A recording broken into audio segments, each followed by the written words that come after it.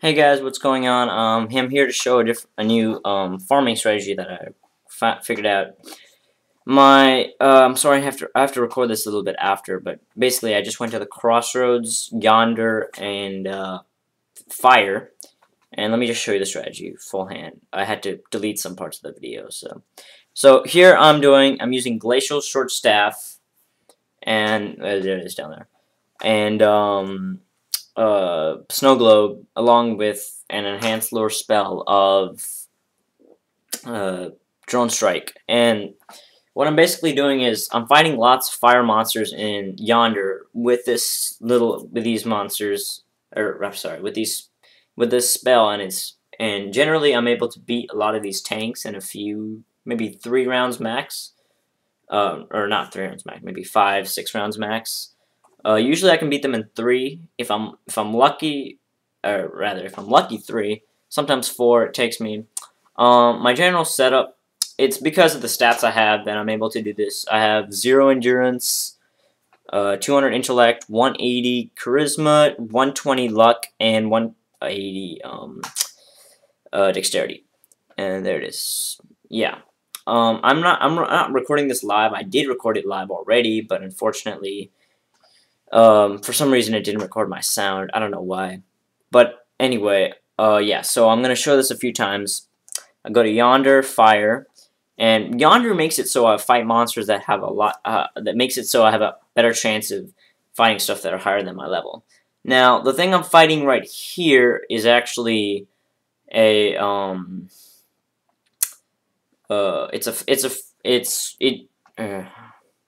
and what it did is in the first round it actually did a lot of damage with because of a lucky strike. So I'm gonna use a little more defense on this thing, but I should be able to still kill it.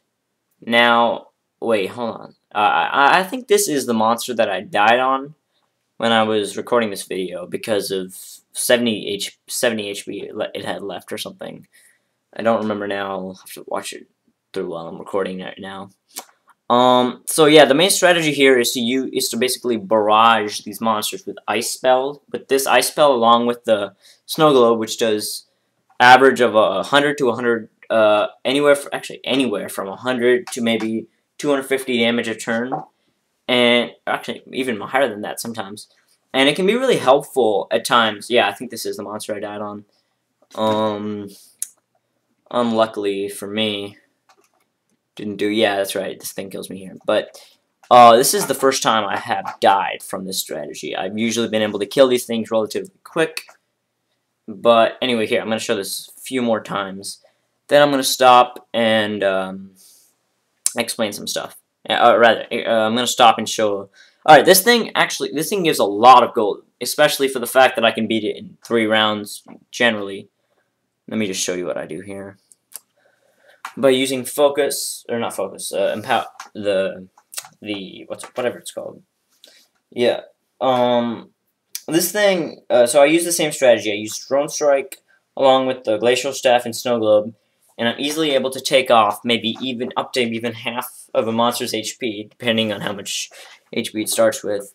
And the nerf kitten helps me a lot because I'm able to make the thing more less defensive and easier to kill, and generally this strategy allows me to kill these fire monsters really fast, which gives me quite a bit of experience. And I compare this a lot to the Nightreign along with Dragonblade or Grace Fang, if that's what you prefer, because this strategy is much less repetitive and can give off more gold or less gold, depending on what the monsters that pop up are. If I fought a fire dragon over and over again, I would get a lot more gold because I can kill these things much faster than Nightreign, and plus Nightreign gives off about half as much gold as this thing, which means I could get way more gold just by going here. But of course, I'm not always going to fight fire dragons. I am going to fight some other things. Generally, the easiest guys that I've fought have been the fire zards, because they die relatively quickly compared to other things. So I'm going to show just a couple more battles, because I did record over the 15-time limit when I first recorded it, and I don't want to make this video into 2 parts. Flamefish, I think this thing was a little bit harder, for me. Maybe not. So yeah, guys, this strategy is quite helpful for me. I really got bored of the Nightreign strategy getting the drag. For one thing, getting the Dragon Blade took me forever, and every once in a while, and I used to have a lot more luck, I guess, in the beginning. I would get it in 2 or 3 tries. Now it's been taking me 5, 6, 7, 8. But yeah, this strategy requires nothing more than you don't even need Glacial Short Staff for that matter, or the Snow Globe. You just need the Ice Spell and a Nerf Kitten, I guess, and the stats that I have. This strategy, using barraging this guy with Ice Spells, is most effective with my build, mainly because I dropped Endurance entirely for Intellect and Dexterity, I think it was. And with a high Charisma and Dexterity, I'm able to my pet attacks every turn, and I have a very good accuracy. Now, I think I'm gonna have to chop part of this thing off, but it's all good. Here, let me see. What do I do here? Yeah. So, okay, back to the ender. I'll just. Okay, yeah. Here, this is what I wanted to show. Ultra Akaloth Dragon is. I can still beat it. I have beat it before. I've never died to it with this strategy. Somehow, I'm still able to beat it in, I think, 3 or 4 turns, even though it has a really high attack power, meaning as long as I go first, I generally can beat it. Even when I've gone second, I've been able to beat it. And I do use the shield here, the Elemental Sage thing, or whatever it's called.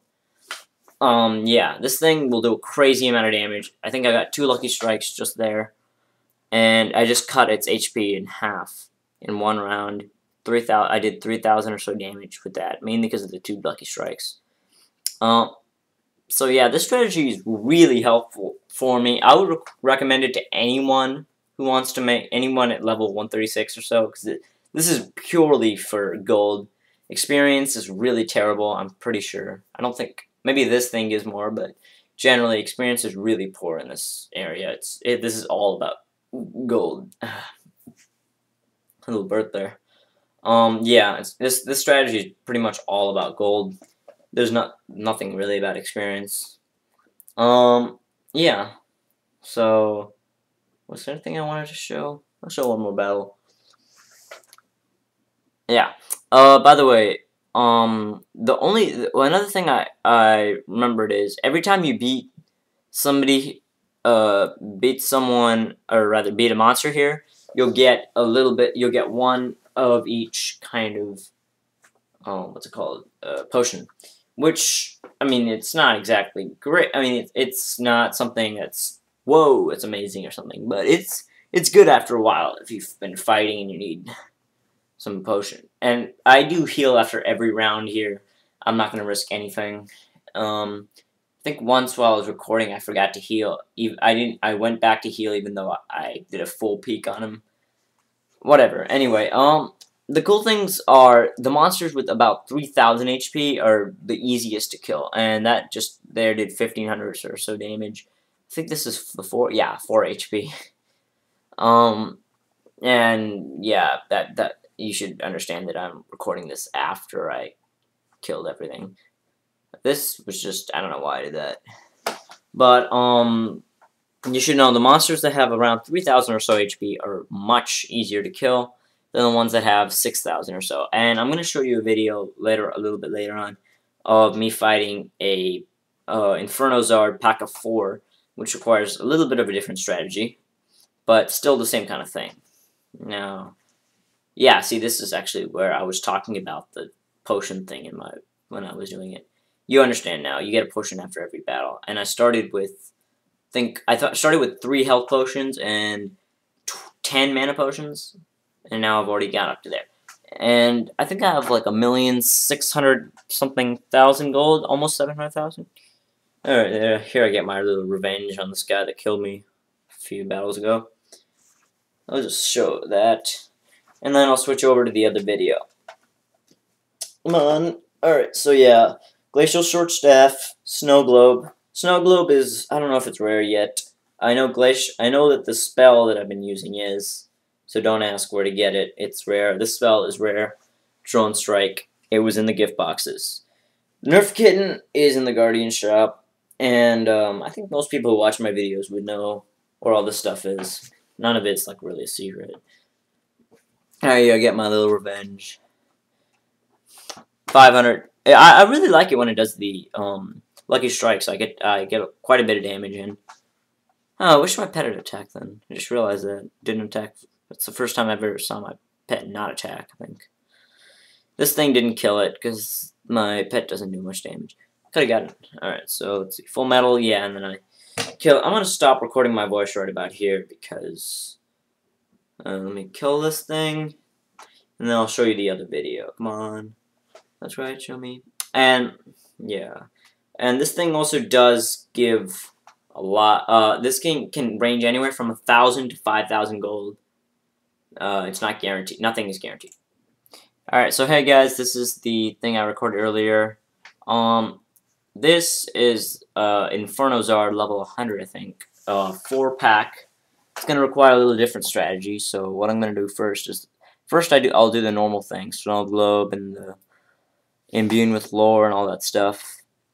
But this thing has 7,000 HP and only 130 resistance to ice. So here we go.